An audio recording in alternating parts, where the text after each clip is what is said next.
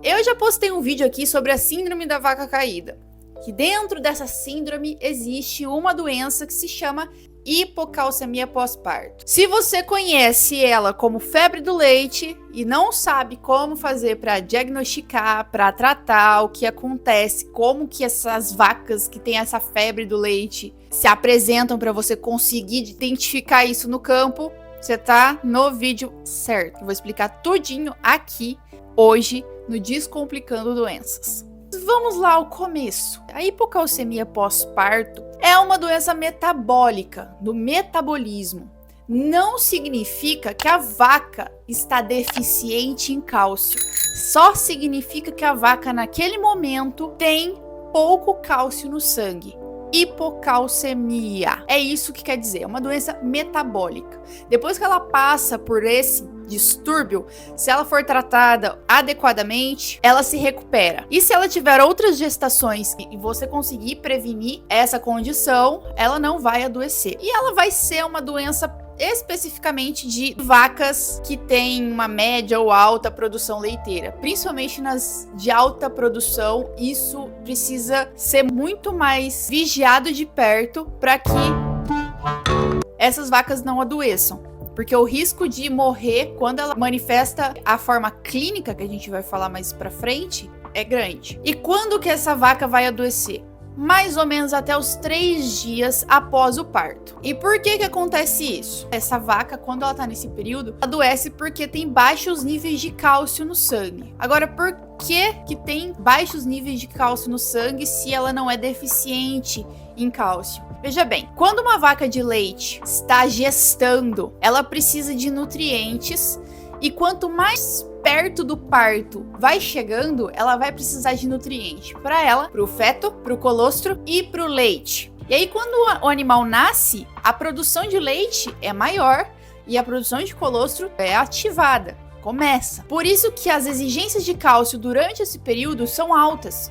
Mais altas do que as exigências de uma vaca que não está gestante. Ou seja, uma vaca dessa de leite, ela precisa ingerir mais cálcio do que ela precisaria normalmente, fisiologicamente, se não estivesse gestante, porque ela não precisa do cálcio só para se manter. Ela precisa do cálcio para poder gestar e para poder produzir o leite e o colostro. Caso contrário, se ela tem uma quantidade que é boa só para ela, essa quantidade que ela tem vai passar só pro feto que tá ali sendo gerado. E ela vai começar a sofrer as consequências dessa baixa quantidade de cálcio livre no organismo. Porque o cálcio livre no organismo ele é necessário para fazer várias coisas.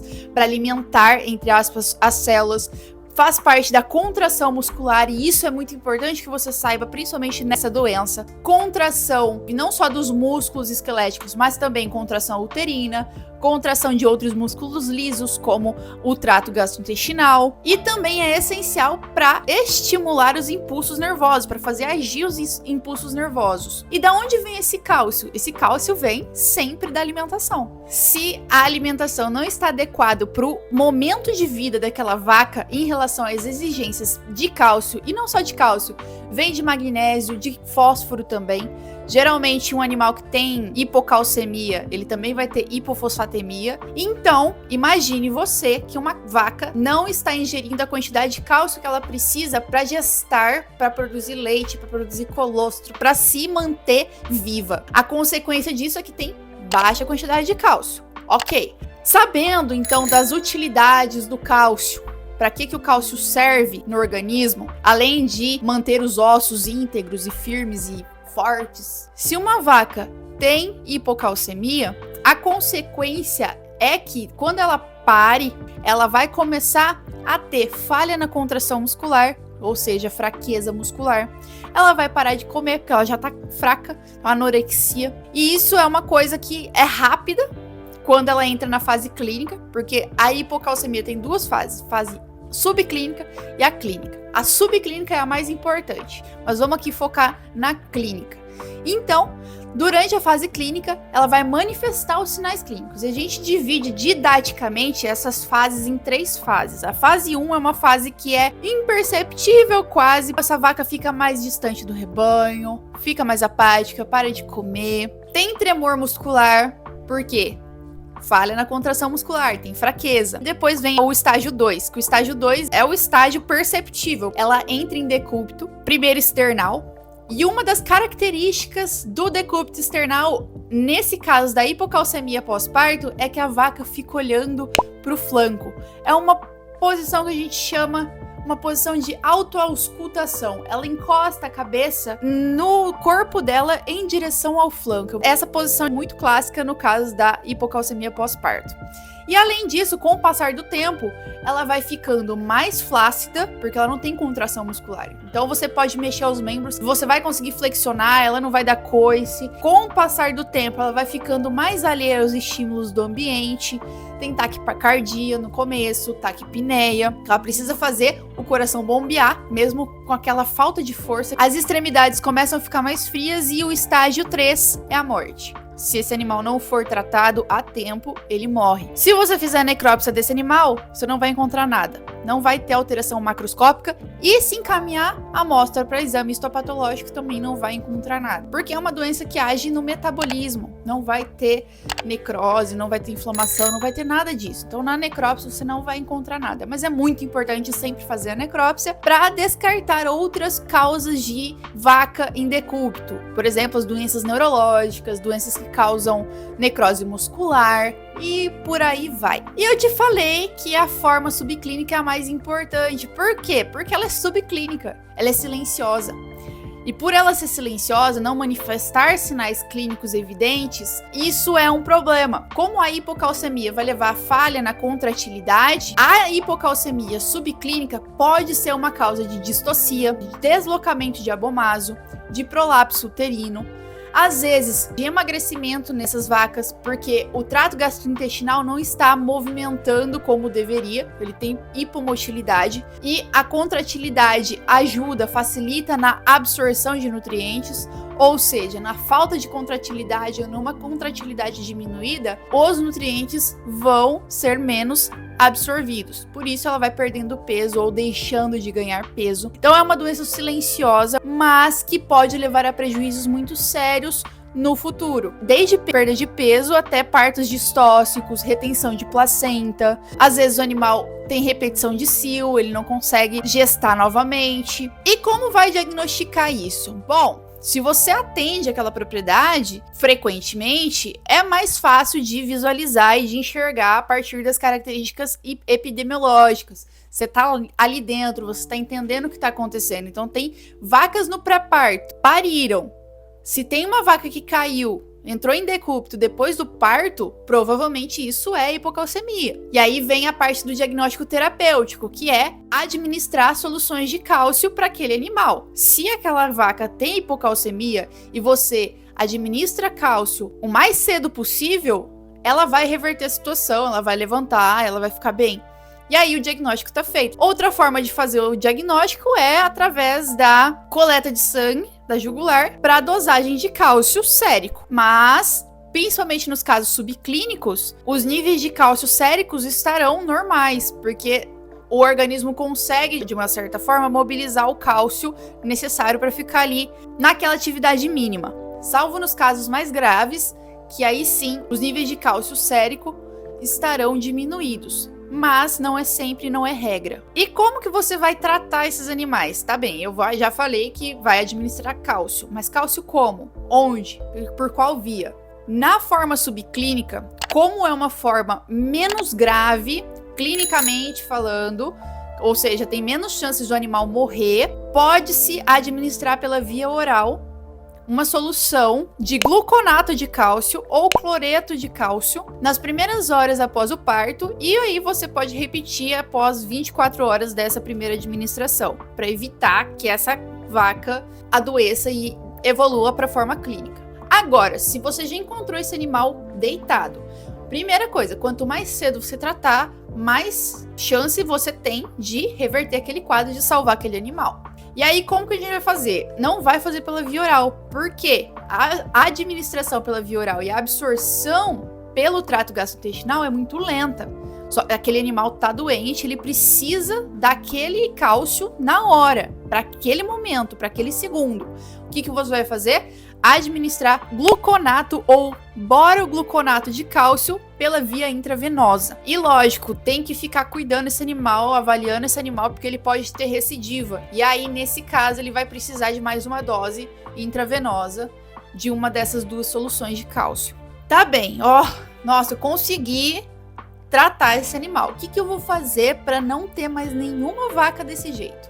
Eu já te falei que duas coisas importantes que você precisa saber para prevenir isso. Primeira coisa, cálcio, que ela ingere, que precisa ser fornecido, vem da dieta. Segunda coisa, a maior exigência de cálcio dela vai ser no pós-parto. Então, o que a gente vai fazer? Aumentar a ingestão de cálcio no pré-parto? Agora eu vou te dar um bug na cabeça. Vai ser o contrário disso.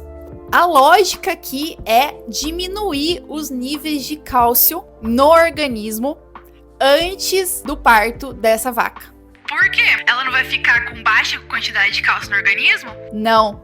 A ideia aqui é estimular a produção de cálcio pelo organismo. Ajudar o organismo a produzir mais cálcio. Aqui é a implementação de uma dieta que a gente chama de dieta acidogênica ou dieta aniônica catiônica, que é aumentar a ingestão de ânions e diminuir a ingestão de cátions no pré-parto. O que são os ânions? Cloro é um ânion.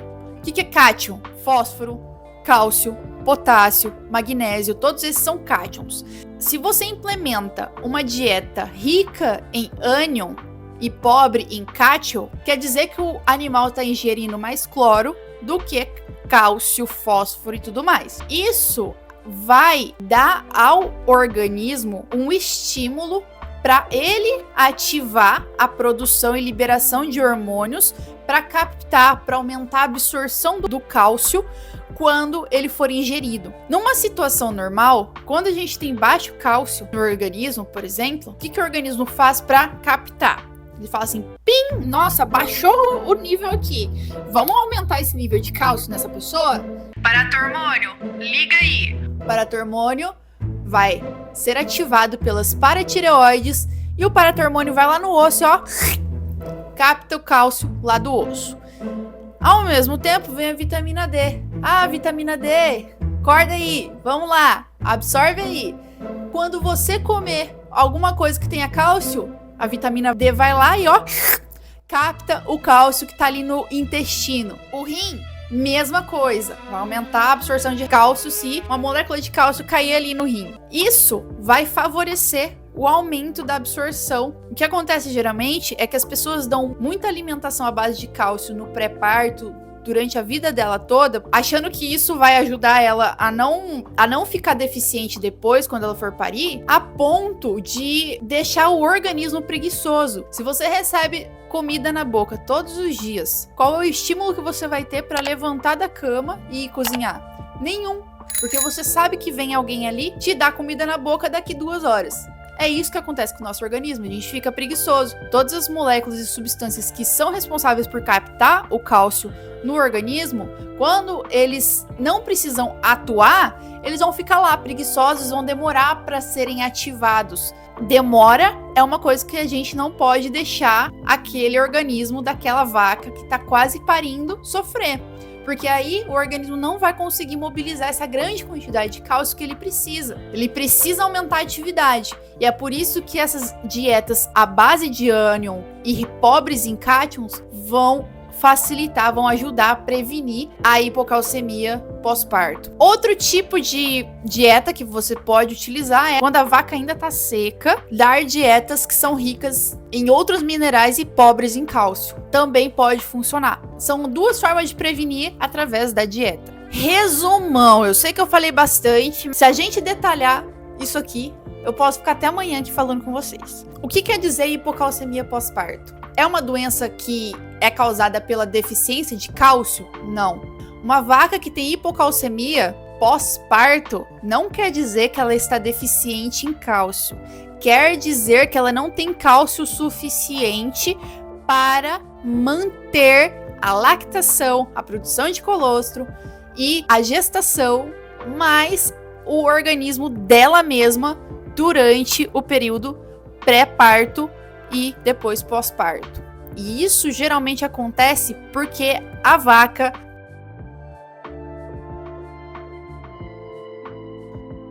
ou ela está ingerindo cálcio em excesso, a ponto de deixar o corpo, o organismo preguiçoso, de forma que ele não ative os hormônios e as substâncias necessárias para aumentar a absorção de cálcio durante o período pós-parto, que é o período que ela mais vai precisar. Então não tem nada a ver com deficiência de cálcio, é só uma alteração no metabolismo que essa vaca sofre e ela precisa regular para ele funcionar e dar cálcio o suficiente para manter o organismo dela funcionando, manter o organismo do bezerro, do feto ali, e manter a produção de leite e colostro. Hipocalcemia pós-parto ou a febre do leite é causada em vacas de leite de média ou alta produção leiteira que estão no pós-parto, até 3 dias pós-parto. Ela pode ser subclínica ou clínica. A subclínica é pior que a clínica. Para o diagnóstico, você precisa unir várias informações, entre elas a clínica, a epidemiologia e o diagnóstico terapêutico é uma das melhores formas de diagnosticar essa condição. O tratamento é a partir da administração de cálcio na forma clínica e na forma subclínica, mas cuidado porque tem diferenças entre as formas de administração para clínica e para subclínica. E a prevenção é basicamente garantir o cálcio no período do pré-parto também, através de dietas ricas em ânions e pobres em cátions, para estimular o organismo a produzir hormônios e substâncias que absorvem o cálcio com maior eficiência e maior quantidade a partir da dieta. Eu espero que tenha ficado claro. Se não ficou claro ainda, me manda uma mensagem no direct lá no Instagram ou comenta aqui que eu já te respondo e soluciono sua dúvida. Nos vemos no próximo vídeo.